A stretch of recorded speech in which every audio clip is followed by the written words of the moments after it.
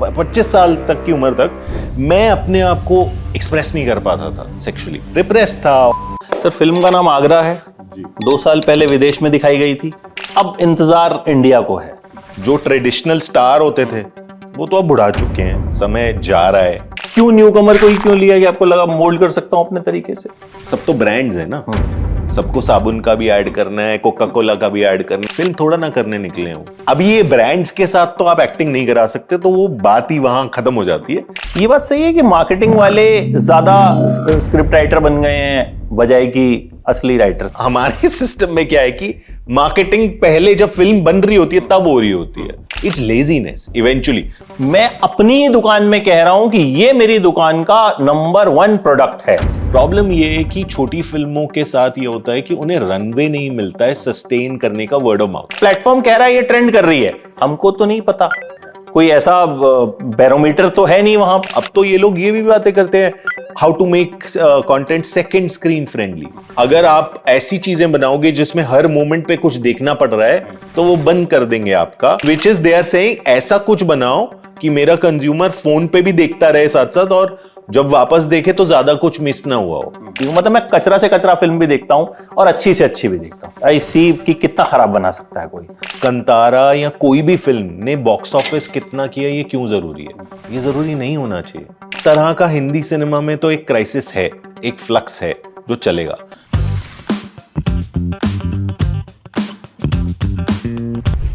पता चला कि आपका इंटरव्यू है तो 4-5 लोगों से मेरा डिस्कशन हुआ, तो आगरा मतलब एक जो शायद बज़ बना उसके बाद तो लोगों को बड़ा इंतज़ार था इस फिल्म का। तो पहला सवाल तो यही कि इतनी देरी कैसे हुई, इतना वक्त कैसे लग गया आपको, क्या स्ट्रगल रहा? क्योंकि कहीं ना कहीं फिल्मों को थिएटर तक पहुंचाना, पहली तो बात अच्छी फिल्म बनाना एक मुश्किल काम है यहाँ पे, दूसरा उसको थिएटर तक पहुंचाना। तो सबसे पहला सवाल जो मेरे जहन में भी आया कि यार ये तो 2023 में इसके हमने बड़े अच्छे अच्छे रिव्यूज सुने थे, जो कि आपके ट्रेलर में भी कुछ कुछ चीज़ें आपने मेंशन की हैं, बट अभी रिलीज हो रही है, तो क्यों ये देरी हुई? सब कुछ थोड़ा, I think it's a mix of everything. Usually क्या होता है, फिल्म कोई भी इंडिपेंडेंट फिल्म, ये आगरा के लिए सिर्फ ट्रू नहीं है, जिसके पास कन्वेंशनल स्टार नहीं होता, कन्वेंशनल बजट नहीं होता, उसको एक फेस्टिवल राउंड करना पड़ता है, अपने लिए स्टार खुद बनना पड़ता है। तो स्टार बनाने के लिए नॉर्मली कैन जैसे फेस्टिवल में अगर आप प्रीमियर कर रहे हो तो साल भर का तो फेस्टिवल राउंड होता है। आप अपने एक्कोलेट्स बटोरते हो और आप शाहरुख बनने की कोशिश करते हो, मेरे को शाहरुख नहीं है, व्हाटएवर, राइट। तो वो उसका कॉम्बिनेशन है। 1 साल का फेस्टिवल रन था, उसके बाद मार्केट में क्या स्थिति है इंडिपेंडेंट सिनेमा की ये हम देख ही रहे हैं। डिस्ट्रीब्यूशन बहुत ज़्यादा नहीं है, इकोनॉमिक मॉडल फीजिबल नहीं है इस तरह की फिल्मों के लिए, छोटी फिल्मों के लिए। तो वो बैटल फाइट करते करते करते करते I had to push, I had to fight, और जो नॉर्मल होता है हर फिल्म के साथ होता है, वो करते करते करते समय निकला और अब जाके फाइनली रिलीज हो रही है। मतलब अपने देश की फिल्म अपने देश में रिलीज करने के लिए आपको विदेशियों से मोहर लगवानी पड़ती है, यही मतलब मोटे तौर पे लेमैन की भाषा में अगर मैं कहूं तो इसका मतलब यही हुआ। कांस ने ले लिया तो कांस में गई थी फिल्म। मतलब मैं तो इसके साथ साथ ये भी एडिशनल बोल दूंगा, हमारे देश में ही कान बना दो। अगर मुझे ये जरूरी नहीं है कि मुझे कान ही जाना है, इंडिया में अगर कान होता तो इंडिया वाले ठप्पा लग जाता। बेसिकली क्या बात है कि आपको कोई एक स्टार चाहिए, बिकॉज आप कन्वेंशनल मींस चूज नहीं कर रहे हो, शाहरुख चूज नहीं कर रहे हो, या एक्टर चूज नहीं कर रहे हो, या बड़ा बजट नहीं है, कुछ तो आपको चाहिए। तो आप सबसे बड़ा जो दूसरी तरह का स्टार है उसकी तरफ जाने की कोशिश करते हो, वो करते हो। इंडिया में ही आप कैन फिल्म फेस्टिवल जैसा कुछ बड़ा बना दो तो बाहर जाने की जरूरत नहीं पड़ेगी। बट आपको लगता है अभी जिस तरह का सिनेमा बन रहा है, स्टार वाला सिनेमा बचा है? अभी बचा है मैं मानता हूं, लेकिन सिर्फ स्टार वाला सिनेमा ही है। मतलब कांतारा जब आई हम नहीं जानते थे ऋषभ शेट्टी कौन है, उन्होंने वो शायद 10-12 करोड़ में बनाई थी। रिलीज होने के बाद वर्ड ऑफ माउथ से वो फिल्म चली, फिर अब दोबारा आई तो अभी वो 2025 की सबसे ज्यादा कलेक्शन वाली फिल्म बन गई है, ऐसा कम से कम क्लेम है। कितना है एक्चुअल कितना मुझे नहीं पता, लेकिन इट्स अ सक्सेसफुल फिल्म। तो जो अभी स्टार वाला एक जो होता था हमारे यहाँ पे, क्या आपको लगता है कि चेंज हुआ है? वो काफी हद तक चेंज हुआ ओटीटी के आने के बाद कम से कम। मैं ना इस सवाल को थोड़ा सा बदलना चाहता हूँ, पर पहले मैं आप जो पूछ रहे हो उसका छोटा एक जवाब दे देता हूँ। मुझे लगता है हिंदी सिनेमा थोड़ा सा ट्रांजिशन से तो गुजर ही रहा है। जो ट्रेडिशनल स्टार होते थे वो तो अब बुढ़ा चुके हैं, समय जा रहा है और वो दिख रहा है फिल्मों में, और वो जो गैप बन रहा है उस गैप को कोई अभी तक फिल नहीं कर रहा है। तो एक तरह का हिंदी सिनेमा में तो एक क्राइसिस है, एक फ्लक्स है जो चलेगा। बट मेरा ना इससे भी ज़्यादा बड़ा सवाल है, मेरा बड़ा ये सवाल है कि कंतारा या कोई भी फिल्म ने बॉक्स ऑफिस कितना किया ये क्यों ज़रूरी है? ये ज़रूरी नहीं होना चाहिए। आप जब, मैं और आप जब मरेंगे, लास्ट मोमेंट्स जो होंगे, आप पैसे याद कर रहे होगे कितने कमाए थे? कर रहे होगे? नहीं ना। क्या याद कर रहे होगे, क्या सोच रहे होगे आप उन मोमेंट्स पे? एक क्या काम किया? एक जीवन जो वेल लिव्ड है उसमें क्या इंपॉर्टेंट होता है? पैसा इंपॉर्टेंट होता है? नहीं होता है। ये जो कॉन्वर्सेशन 100 करोड़ वाली शुरू हुई थी ना, करीब 7-8 साल पहले, 10 साल पहले, 12 साल पहले, इसने बहुत चीजें अपने साथ ये ले डूबी है ये कॉन्वर्सेशन। और अब मुड़ा के क्या हुआ है, हर चीज बस पैसे से जुड़ गई है। जबकि आई थिंक मैं आप हम अपना जीवन देखें, पैसे से ज्यादा कहीं ज्यादा इंपॉर्टेंट चीजें होती हैं। आर्ट का, ना सिर्फ फिल्मों का, बल्कि पेंटिंग का या म्यूजिक का या आर्किटेक्चर का, किसी भी आर्ट फॉर्म का एक सोसाइटी के आगे बढ़ने में बहुत इंपॉर्टेंट कंट्रीब्यूशन होता है, जो कहीं पर भी आसपास भी पैसे से जुड़ा हुआ नहीं होता। तो आई थिंक कॉन्वर्सेशन ये करने वाली है, रादर देन सेइंग कांतारा कहां से आई और उसने इतने पैसे कमा लिए। Let's talk about Kantara the film, कि वो क्या फिल्म है, रिगार्डलेस ऑफ उसने कितने पैसे कमाए। और जिस फिल्म में नहीं भी कमाए, आप जाने भी दो यारों की भी तो आज लोग बात करते हैं, ये तो नहीं बोलते उसने कितने पैसे बिल्कुल। कमाए। वो भी इस साल ही सुपर वॉइस ऑफ मालेगांव भी आई थी, it is also very good film. But क्योंकि उसने उतने पैसे नहीं कमाए थे तो उसकी उतनी, क्योंकि कहीं ना कहीं कमर्शियल एस्पेक्ट्स, अब आज अगर आगरा उठा के 100 करोड़ 200 करोड़ कर देती है तो कनु बहल को अगले 2 साल फिल्म बनाने के बाद इंतजार शायद नहीं करना पड़ेगा कि वो कांस घूम के आएंगे, फिर वो शायद मुंबई में ही घूम लेंगे और उनको डिस्ट्रीब्यूटर मिल जाएगा। तो कहीं ना कहीं फर्क तो पड़ता है, नहीं पड़ना चाहिए, बट हमारा जो एक कह लीजिए कि सिस्टम है वो ऐसा बन गया है। तो मैं यही बोल रहा हूं ना, अगर हम चर्चा ये शुरू करें कि नहीं पढ़ना चाहिए और उस चर्चा को पूरे अंत तक लेके जाएं, तो शायद कुछ बदल सकता है। अगर हम इसी चर्चा में फंसे रहेंगे कि ये होगा तो आपकी 2 फिल्में बन जाएंगी, मैं तो कहता हूं मुझे नहीं बनानी, एक और भी फिल्म नहीं बनानी, एक और शॉट भी नहीं लूंगा। अगर ये चर्चा बदल जाए और हम वापस आए, हम ओरिजिनल वो कल्चर हैं जो आर्ट को वैल्यू करते थे, हम नुआंस को वैल्यू करते थे कुछ साल पहले तक। इंडियंस को पूरी दुनिया में इस तरह से देखा जाता था कि हम इन सब चीजों से बाहर, एक जो मिस्टिसिज्म की बात होती थी ना, वो मिस्टिसिज्म कहां गया? तो मैं ये बोल रहा हूं, we need to start that conversation again, कि इस पूरे माहौल की जरूरत और इंपॉर्टेंस क्या है outside of the commerce. Commerce है, ठीक है, अपनी जगह है, but you know what do our lives count for beyond the money. तो आई थिंक ये कॉन्वर्सेशन बहुत इंपॉर्टेंट है। आप तो इंडस्ट्री का पार्ट है, ये कॉन्वर्जेशन कैसे शुरू हो सकती है और क्यों नहीं हो रही है? आप ये भी बहुत अच्छे से समझा सकते हैं मुझे शायद, और ऑडियंस को भी, कि आपकी बात बिल्कुल ठीक है, कॉन्वर्जेशन उस पर होनी चाहिए, but why it is not starting and क्या बैरियर्स हैं उसमें? मेन बैरियर्स ये हैं कि आप ये देखिए कि वर्ल्ड सिनेमा में जहाँ जहाँ भी बेस्ट मूवमेंट्स हुई हैं और बेस्ट सिनेमा आया है, फ्रेंच न्यू वेव पकड़ लीजिए, रशियन सिनेमा पकड़ लीजिए, it was always state sponsored. और हमारे यहाँ एक बहुत स्ट्रॉन्ग व्हीकल था, इन नाम में अभी भी है, नेशनल फिल्म डेवलपमेंट कॉर्पोरेशन। हमारे अपनी कंट्री में 70s में, मिड 70s में, लेट 70s में, अर्ली 80s तक श्याम बाबू जब काम कर रहे थे at his peak, Govind Nihalani थे, बहुत सारे, और मृणाल सेन थे, ये सब एनएफडीसी के साथ काम करते थे। देयर यूज्ड टू बी, अभी स्टेट स्पॉन्सर्ड की बात क्यों कर रहे हैं? बात इसलिए कर रहे हैं कि कुछ चीजों की वैल्यू प्रिजर्व करने के लिए पब्लिक जो टैक्स पेयर मनी है वो इंपॉर्टेंट होता है। क्योंकि हर चीज, अगर हम कॉमर्स से नहीं रिलेट करें तो हम ये बोल रहे हैं इस कल्चरल कैपिटल में हम इन्वेस्ट करने को तैयार हैं as a whole culture together. You know, that was the idea of state support, because this helps our society evolve beyond just the money. So one of the major pegs, which was the NFDC, is not that functional anymore, although they're trying to revive it, but it has to be some sort of a system जो हम अंदर से बदलें, हम एक larger debate create करके, जैसे मैं आपको एक और एग्जांपल देता हूँ। फ्रांस में अगर आप वो कान फिल्म फेस्टिवल में आपकी फिल्म ही नहीं लेते हैं अगर आप फ्रांस में वो फिल्म रिलीज नहीं करोगे, और bare minimum number of screens पे करनी पड़ती है, आप जा ही नहीं सकते वहां। So it's French law, government mandated that whatever film is at that festival has to release in theaters at a minimum number of screens. So we need systems like this in our society, but ये awareness कहाँ से आएगी अगर हम इन सब daily struggles से हट के, अभी तो आदमी हमारे देश में जूझ ही इससे रहा है कि खाना next meal कहाँ से आएगा. So it's a far larger conversation which brings us to the real issues कि आगरा जैसी फिल्म थीमेटिकली जो भी बात कर रही है, बट जिन एरियाज में जा रही है वो एक्चुअली उस तबके के बारे में बात करने की और उनके स्ट्रगल्स के बारे में बात करने की कोशिश कर रही है, वहां का मिरर है वो आपको उठा के अपनी ही लाइफ से जुड़ा हुआ कुछ दिखाने की कोशिश कर रही है।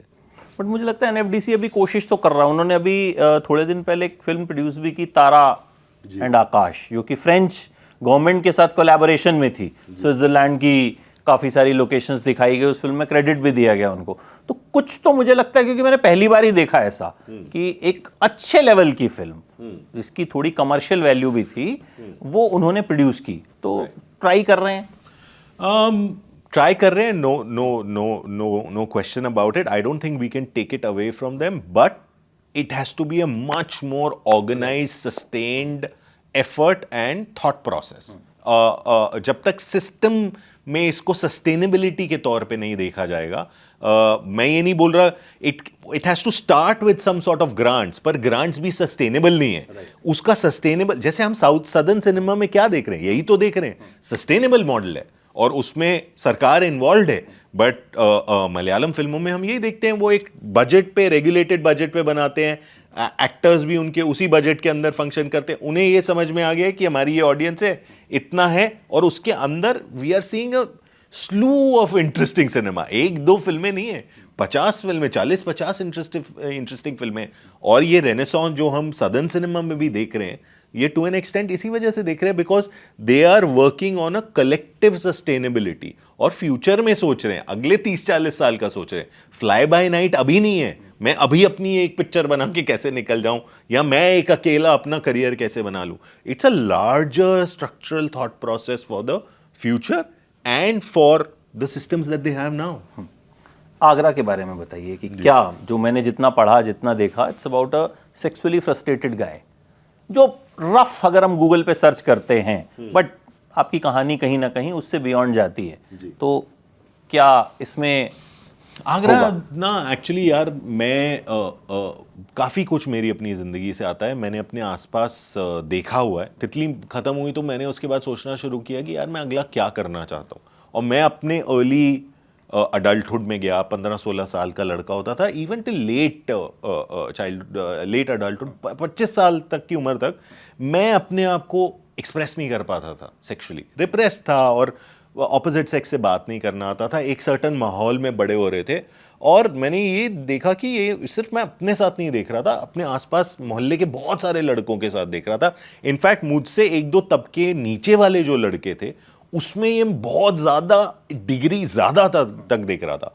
और इस कॉन्टेक्स्ट में जब मैंने सोचना शुरू किया, मैंने ये भी सोचना शुरू किया कि सेक्सुअल वायलेंस इतनी ज़्यादा है, बढ़ती जा रही है, अभी भी हो रही है, तो ये जाती क्यों नहीं है। इवन तो हम परपेट्रेटर को पकड़ के जेल में बंद कर देते हैं, कुछ केस में फांसी भी दे देते हैं, हटा देते हैं, but it never goes away. So I was thinking कि कुछ ऐसा करना चाहिए जो जहां इसके बारे में हम एक नए लेंस से इस सबको समझ सकें और कुछ जेन्युइन कॉन्वर्सेशन शुरू कर सके, जहां सिर्फ ये ना हो कि परपेट्रेटर को अदर करके हटा दिया। How do we really understand this from the inside. तो आगरा कहीं यहां से शुरू हुई। अब जब इस जर्नी पे निकला मैं, तो मैंने ये पाया कि ये जो पूरा सेक्सुअल रिप्रेशन से कनेक्टेड माहौल है, ये कुछ इंडिया के लिए बहुत स्पेसिफिक इसलिए हो जाता है कि हम 140 करोड़ लोग हैं।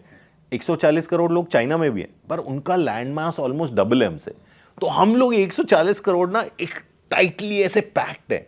सो आई वॉज थिंकिंग कि सेक्सुअल रिप्रेशन पे पहले भी फिल्में बनी हैं, तो मैं क्या इस डिबेट में नया खड़ा करूंगा।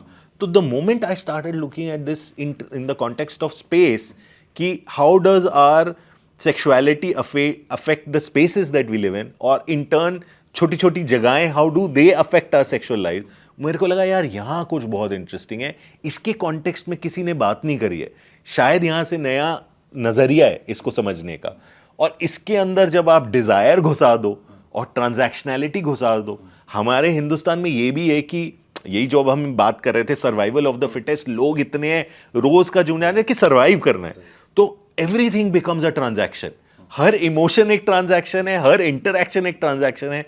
तो ये सारी चीजें जब साथ जुड़ी, सेक्सुअलिटी, स्पेस, ट्रांजैक्शन, डिजायर, तो मेरे को लगा यार यहाँ बहुत इंटरेस्टिंग एक फिल्म है which deserves a conversation. So it started with all of these thoughts और फिर वो बनता गया. न्यू कमर को लिया आपने एज अ लीड? हाँ जी. तो वो कैसे ढूंढा उनको, और क्या क्यों न्यू कमर को ही क्यों लिया कि आपको लगा मोल्ड कर सकता हूँ अपने तरीके से? नहीं सर, कौन करेगा? नोन एक्टर करेगा ही कौन? सब तो ब्रांड्स है ना. सबको साबुन का भी ऐड करना है, कोका कोला का भी ऐड करना है, इसका भी करना है, उसका भी करना है. फिल्म थोड़ा ना करने निकले हैं वो. दे आर ब्रांड्स फर्स्ट, तो उनको वो एड्रेस करना है. उसके बीच में आप जाके बोलो सेक्सुअल रिप्रेशन पे पिक्चर, बोलते पागल हो गया. सो you know there are no options. First of all, the main difference between the Hollywood independent scene and the Indian independent scene is कि एक्टर नहीं है, ओवर, खत्म. स्टार्स हैं. स्टार्स भी नहीं बोलता मैं, वहां पर स्टार्स भी एक्टर्स हैं. I mean George Clooney, we just saw the Rock did a film with the Safdies, the Smashing Machine, right, and it's an Oscar contention. तो वो स्टार है वो बंदा, पर एक्टर भी है. So I call them brands. They are not even star, they are brands. So अब ये ब्रांड्स के साथ तो आप एक्टिंग नहीं करा सकते, तो वो बात ही वहां खत्म हो जाती है. So then what is left with you is to truly genuinely find a performer, an actor who's interested in doing a film and not just in themselves. So that's where it started, and this particular film with this kind of a slightly difficult character, क्योंकि गुरु protagonist का जो नाम है, गुरु काफ़ी मुश्किल चीज़ें करता है इस फिल्म में, एक्सेप्टेबल चीज़ें नहीं करता. मैं personally as a film maker condone भी नहीं करता हूँ जो वो चीज़ें कर रहा है फिल्म में, पर वो चीज़ें होती हुई देखना और उनका अंजाम आपको कहाँ लेके जाता है वो देखना, वो बहुत ज़रूरी था. तो अब ये जब लिखी फिल्म और ये सारा हो गया और मुझे लगा यार ये जर्नी है, तो मुझे लगा ये इतनी मुश्किल जर्नी देखने के लिए एक्सटर्नली एक सॉफ्टनेस का होना ज़रूरी है, बॉडी में, फेस पे, स्ट्रक्चर पे, ताकि आप नेचुरली थोड़ा सा एम्पथाइज कर पाओ, इवन दो ये लड़का है जो है. So that led me to a search. We did a 5-6 city search. Eventually we found Mohit, who's done a fabulous job. मतलब he's won a string of awards for his performance. तो वो लड़का मिला जैसे ही उसका दूसरा तीसरा टेस्ट किया, I mean he is you can't look away from him. Pretty much like Shashank इन तितली. वही क्वालिटी मुझे नजर आई कि यार एक बार ये आ जाता है, आप हिल नहीं सकते इसको हट नहीं सकते इससे. Plus he had that natural empathy, slightly short stature, and he's a great performer. तो वो सब मिलके मुझे लगा he's ideal, he's amazing actually in the part. Film में इसकी एज कितनी? 24-25. अच्छा 24-25. तो फिल्म ए सर्टिफिकेट ही होगी जो ट्रेलर से मुझे समझ में आ रहा है. अभी इसका कोई OTT का है कि मतलब आपकी डील वील कहीं से हो चुकी है, या अभी it's just a theatrical release? Not yet. We are just starting out with the theatrical. तो अभी थिएटर में ही इसको देखना होगा, और उसके बाद जब आप किसी OTT से अगर देखना है तो मौका अभी थिएटर में देखने का है, OTT पे पता नहीं. इस तरह की फिल्मों के साथ दिक्कत क्या होती है कि जैसे अब मैं हर तरह की फिल्म देखता हूँ, मलयालम भी देखता हूँ, मतलब मैं सबटाइटल्स के साथ भी मलयालम फिल्म थिएटर में जाके देखता हूँ. लोका आई थी अभी रिसेंटली, ठीक है, तो वो मैंने मलयालम सबटाइटल्स के साथ देखी, 5-6 दिन बाद हिंदी में आ गई. तो ठीक है आ गई, लेकिन अब मुझे कीड़ा था कि मुझे देखनी है, ठीक है, लोग मांगते हैं उसका रिव्यू कीजिए. तो इस तरह की फिल्मों के साथ एक प्रॉब्लम आती है शोज का डिस्ट्रीब्यूशन. या तो आपको शो ऐसा मिलेगा भाई आपके घर से 50 किलोमीटर दूर है, ठीक है, या फिर है रात के 11:30 बजे कि भाई आप जाओगे कहाँ, इतनी दूर जाओगे, सुबह आओगे पिक्चर देख के. तो शो डिस्ट्रीब्यूशन किस तरह का है, कुछ इस पे भी आपने वर्क किया है? ये बहुत practical problem. This particular yes, this particular film. ये जो प्रॉब्लम आप बोल रहे हो ना, again for a smaller independent film it's not a controllable problem, it's not an addressable problem. All you can do is you can keep fighting till the end. आप कोशिश कर सकते हो जितने भी बेस्ट शोज जहां पर भी मिल सकते हैं, but at the end of the day, for example in our case only 14 November को ही, without naming, there is another big film with a big A lister coming, तो they control most of the screens. So it's a battle. You try to find the best distribution partner who has expertise in finding the correct shows for this kind of a film, and you try to get the maximum shows at the right time as possible. But the system is pretty much rigged against you. Right. अच्छा, बाकी सब चीजें हमने discuss की. Creative level पे आपको क्या लगता है सबसे ज्यादा बड़ी प्रॉब्लम हिंदी फिल्मों में क्या है? राइटिंग है या कुछ और है? Actor. नहीं, एक्टर तो मतलब आई थिंक, मुझे लगता है, मेरा ऐसा मानना है कि राइटर पहले आता है. मतलब राइटर अगर अच्छा कुछ लिखेगा तो फिर देंगे एक्टर. तो आपको बहुत सारा अच्छा मटेरियल लिख के पड़ा हुआ है, बस पढ़ा ही हुआ है ना, बन क्यों नहीं रहा? हाँ, वही मैं पूछ रहा हूँ आपसे कि वो वहां पे क्या प्रॉब्लम आती है? एक्टर को करना ही नहीं है. करना ही नहीं है. Hindi cinema is suffering because of its stars/actors. There is a lack of actors. At the end of the day, देखिए, if you want to today do a film decently well in Bombay, a Hindi language film, you need a minimum of 6.5 crores if you want to pay people decently, not lavishly. अगर आप decent budget पे, minimum budget पे, तो problem अब ये है कि आप 6-6.5 का बजट उठा के कोई भी फिल्म बनाने चले जाएं, आपसे ये पूछा जाएगा कि एक्टर कौन है. The moment you pick an actor who is not an actor, आपकी पिक्चर एनीवे बैठ गई. आप बढ़िया से बढ़िया स्क्रिप्ट लिख लीजिए, कुछ भी लिख के चले जाइए, but if the performer doesn't know what to walk in and is not skillful enough to be able to execute what the script demands, और वो अपना एजेंडा नहीं लेके आ रहा है, तो then आप you can have the best director, the best writer, and it's useless. ये बात सही है कि मार्केटिंग वाले ज्यादा स्क्रिप्ट राइटर बन गए हैं बजाय कि असली राइटर्स के, जो हम सुनते हैं कि वो बताते हैं कि अच्छा इसमें इसका इतना कर दो, इसका वैसे कर दो, इसमें इसका इतना आ जाएगा. मतलब वही जो आपने ब्रांड्स को घुसाने की कोशिश ज्यादा होती है चीजों में बजाय कि स्क्रिप्ट का वजन बढ़ाने के. ये एज अ फिल्म मेकर आप इस पे अगर कुछ रोशनी डाल सकें तो. मतलब लेजीनेस है, ये तो इंडिविजुअल लेजीनेस है. हम सबको लेजीनेस बहुत पसंद है, आई गेस. मार्केटिंग वाले लोगों का यही रहता है यूजुअली कि देखिए, मार्केटिंग, एक फिल्म अलग होती है, फिल्म जब बन जाए उसको मार्केट करने का प्रोसेस कंप्लीटली अलग होता है, वो फिल्म को समझ के. यहां हमारे सिस्टम में क्या है कि मार्केटिंग पहले जब फिल्म बन रही होती है तब हो रही होती है, which is a horrible process. It's laziness. Eventually, the marketing guys are not ready to do their work, which is कि पिक्चर देखो और उसे मार्केट करो. So as you are saying, the marketing is done पहले. इसको ले लो, उसको ले लो, इतना होगा, ये होगा. That's not the way to do it. The way to do it is you make a film organically. जो फिल्म बनाने निकले थे वो देखो, और जब बन जाए तो उसको तरीका ढूंढो, नए तरीके ढूंढो उसे मार्केट करने के. बट एक चीज तो हमने देखी है कि खराब फिल्म को कितना ही मार्केट कर लेते हैं, नहीं चलती.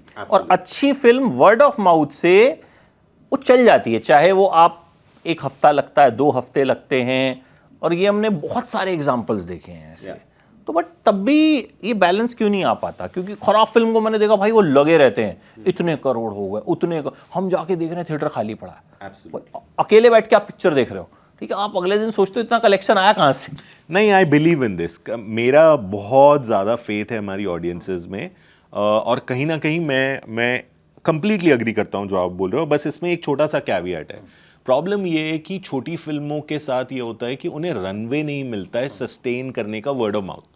जैसे अगर तितली की बात करें, तितली was a smallish release. It was a 400 screen release. This I'm now talking back in 2015. 12 दिन चली वो पिक्चर, 14 भी पूरे नहीं किए, क्योंकि 13वें दिन प्रेम रतन धन पायो रिलीज हुई थी उस साल.